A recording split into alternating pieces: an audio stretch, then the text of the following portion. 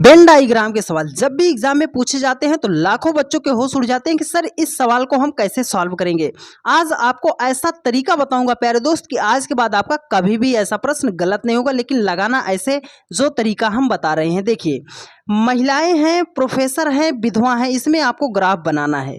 तो आप ऐसे बनाइए, क्या दुनिया की सारी महिलाएं जो होती हैं वो प्रोफेसर होती हैं? तो आप कहोगे सर हमारी माँ भी तो हैं महिला, लेकिन वो तो प्रोफेसर नहीं है। तो मतलब दुनिया की सारी महिलाएं प्रोफेसर नहीं हो सकती हैं। क्या दुनिया के जितने भी प्रोफेसर हैं वो सब विधवा होती हैं? तो आप कहोगे सर विधवा, सारे प्रोफेसर विधवा होती हैं?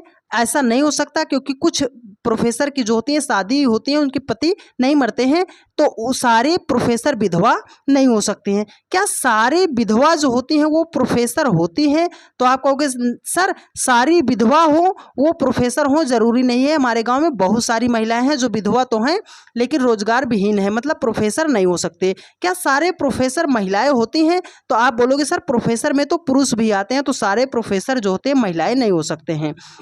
अब यहां से उल्टा चल लीजिए, देखिए सारी विधवा जो होती हैं क्या महिलाएं होती हैं?